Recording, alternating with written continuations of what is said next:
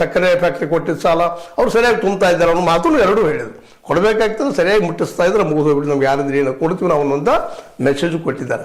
ಹೀಗಾಗಿ ಇದು ಮುಂದಿನ ದಿನದಲ್ಲಿ ಯಾವ್ಯಾವ ರೂಪ ಪಡಿತದ ಅನ್ನುವಂಥ ಮಾತು ಇದರ ಸಂದರ್ಭದಲ್ಲಿ ಒಂದಿಷ್ಟು ಕೆಲವೊಂದು ಕೇಳಿ ಬಂದಿದ್ವು. ಇದು ಎಷ್ಟು ಸತ್ಯ ಎಷ್ಟು ಗೊತ್ತಿಲ್ಲ. ಯಾಕಂದ್ರೆ ಈಗ 500 ಕೋಟಿ ರೂಪಾಯಿ ಡಿಪಾಸಿಟ್ ಬಂದಿದ್ವು, ಏನೋ ಇದ್ರು ಈ ಕಬ್ಬಿನ ಬಿಲ್ಲಿನ ಬಂದಿರಬಹುದು ಅಂತ ಕೆಲವರು ವ್ಯಂಗ್ಯ ಮಾತಾಡಿದರು.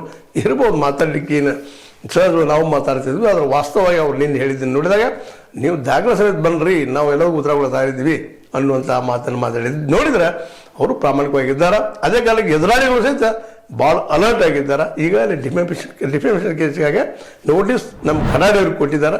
ಕನ್ನಡಿಯವರು ತಯಾರಿ ನಡೆಸಿದ್ದಾರೆ ಉತ್ತರ ಕೊಡುವಂಥದ್ದು ಕಾನೂನಾತ್ಮಕವಾಗಿ. ಅದೇ ಕಾಲಕ್ಕೆ ಕತ್ತಿಯವರು ಸಹಿತ ಈ ವಿಷಯದಲ್ಲಿ ಈಗಾಗಲೇ ಅವರು ತಮ್ಮ ಪ್ರಸಾರವನ್ನು ರಾಜಕೀಯವನ್ನು ಪ್ರಬಲ ಗಟ್ಟಿಗೊಳಿಸ್ತಾ ಹೊರಟಿದ್ದಾರೆ. ಇವೆಲ್ಲ ನೋಡಿದರೆ ಬೆಳಗಾವಿ ಜಿಲ್ಲೆಯಲ್ಲಿ ಒಳ್ಳೆಯ ರಾಜಕಾರಣ ಮುಂದಿನ ದಿನದಲ್ಲಿ ನಾವು ನೋಡ್ಬೋದು.